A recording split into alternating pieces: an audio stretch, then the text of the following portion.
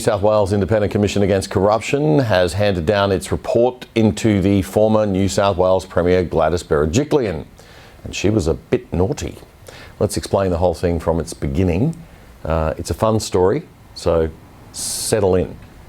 Around the time of the state election in March 2015, Ms Berejiklian started a romantic relationship with Darryl Maguire, the Liberal MP for the electorate of Wagga Wagga.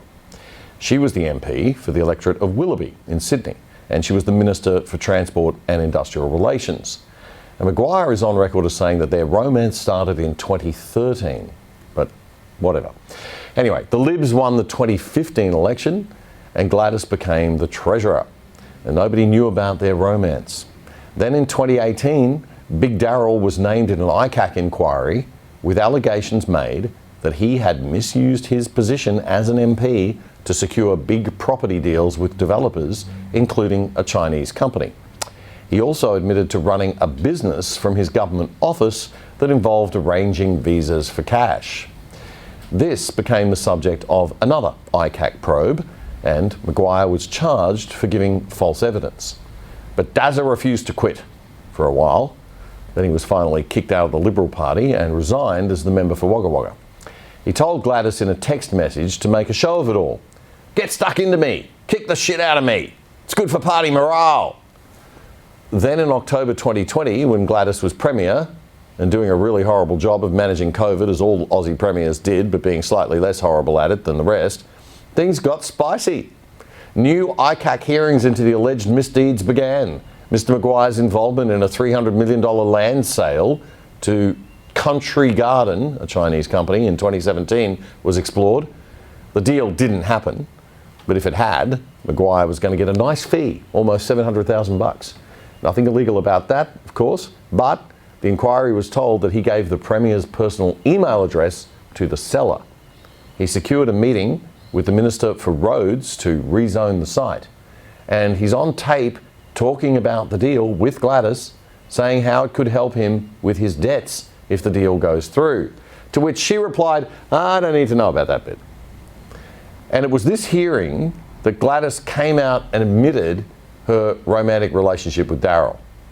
By then, it had been over for a few months, and she said, "I'm an extremely private person, and I stuffed up in my personal life." She didn't admit any wrongdoing, and she didn't resign. But a year later, October 2021, ICAC announced its investigation had been extended to include her. So she immediately resigned, stepping down as Premier, and then she got a nice senior role at Optus in the private sector. Then ICAC hearings got going again, and the question turned to whether Gladys had helped Mr Maguire advance special projects in Wagga Wagga, whether she failed to report his possible corrupt conduct, despite possibly maybe kind of knowing about it, and if she actually did anything herself to allow or encourage any of Maguire's alleged corrupt conduct. ICAC wanted to know about an incident where she asked Dominic Perrottet, who was Treasurer at the time, to allocate $140 million of taxpayers' money for a hospital in Wagga. They wanted to investigate what her involvement was in getting a $10 million grant for the Riverina Conservatorium of Music and a $5.5 million grant for the Australian Clay Target Association. Now, these are all legitimate grants, they're all perfectly fine organisations, and the money, I'm sure, is being used wisely. But tapped phone conversations were revealed between Gladys and Maguire in which she said she would hold off on sacking a public servant who was helping Maguire with that Conservatorium of Music grant. She also tells Maguire that she will keep throwing money at Wagga to make sure he wins a by-election there. Quote, "Don't you worry about that," to borrow a popular phrase from another colourful premier from the last century. Don't you worry about that.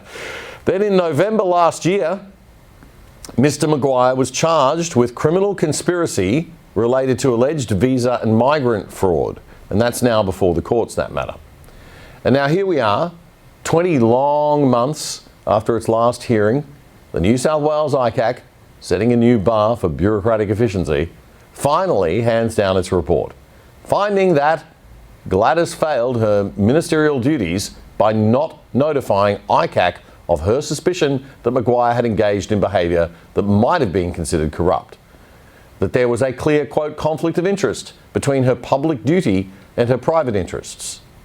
That she breached public trust by awarding the grants to the Clay Target Association and the Riverina Conservatorium while she was in a close personal relationship with Maguire.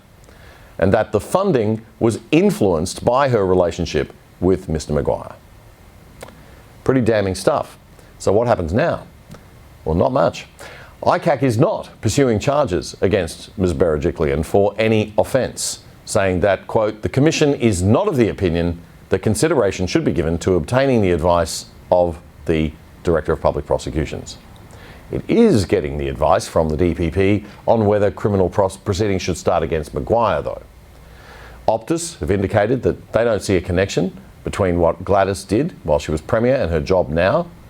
And the ICAC has released more text messages between Maguire and the former Premier to demonstrate that despite Gladys playing down the relationship, that it was, in fact, serious and ongoing.